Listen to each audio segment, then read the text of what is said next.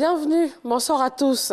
La consommation de poissons en Côte d'Ivoire par an et par habitant est de près de 25 kg.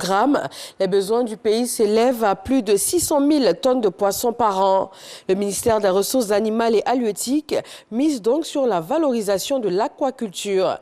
Il est question de promouvoir le potentiel de la pêche et de l'aquaculture durable, avec notamment la promotion de l'élevage et du tilapia. C'est un projet financé par l'Union européenne à hauteur de 26 milliards de francs CFA et porté par la FAO, l'Organisation mondiale pour l'alimentation. Aucune preuve de présence du virus Ebola n'a été détectée en Côte d'Ivoire. Le gouvernement ivoirien a fait analyser les échantillons prélevés sur le premier cas contact. Résultat, pas d'Ebola en Côte d'Ivoire. La déclaration a été faite hier mardi lors d'un point presse du comité de veille sanitaire. Salimatou Dia. Bonne nouvelle pour la Côte d'Ivoire qui ne fait plus partie de la liste des pays à virus Ebola.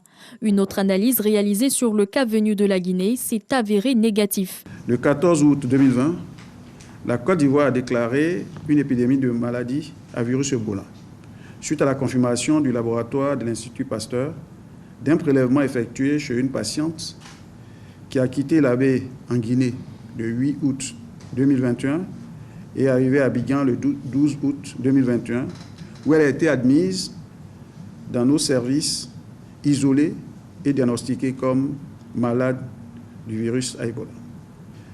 Comme recommandé par les règlements sanitaires internationaux, les prélèvements ont été également envoyés pour une confirmation dans un laboratoire de référence qui est accrédité pour les fièvres hémorragiques virales.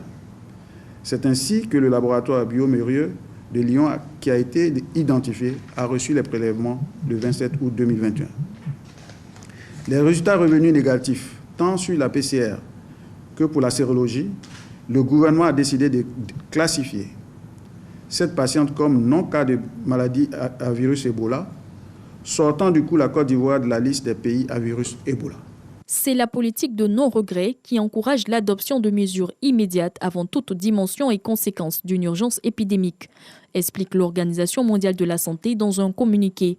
Elle rétrograde ainsi la Côte d'Ivoire du niveau de riposte à celui d'état d'alerte. Les autorités sanitaires ivoiriennes se réjouissent de la promptitude dans la gestion.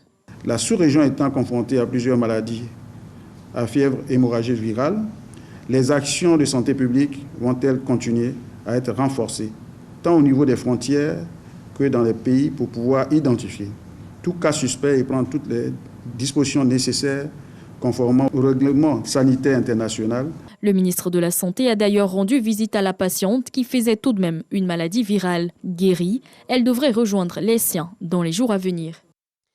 Le ministère du Pétrole, de l'Énergie et des Énergies renouvelables de Côte d'Ivoire a découvert un nouveau gisement de pétrole en eau profonde. Qu'est-ce que cela implique? Comment le pays pourra-t-il en tirer profit? Le ministre du Pétrole sera ce soir sur le plateau du 20h de RTI 1 pour répondre à toutes ces questions.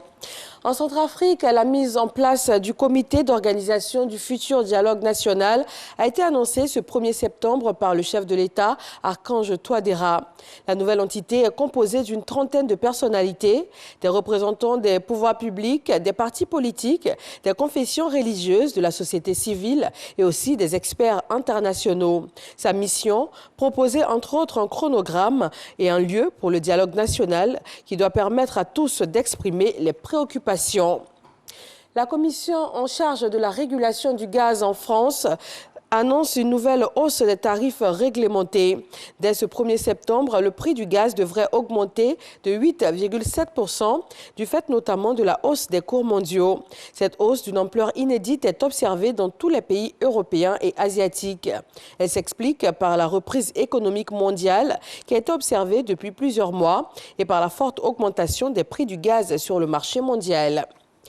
La Louisiane, dans le sud-est des États-Unis, est toujours dans l'urgence du sauvetage des personnes isolées après le passage de l'ouragan Ida. Au moins 2 personnes sont mortes. Les autorités locales estiment que ce nombre pourrait augmenter au fur et à mesure des opérations de recherche. La fourniture d'électricité reste interrompue sur place. Le chef de l'ONU met en garde contre une catastrophe humanitaire en Afghanistan. Antonio Guterres évoque la menace d'un effondrement total des services de base. Il exhorte aussi les États membres de l'ONU à fournir un financement adéquat et complet en faveur de la population afghane.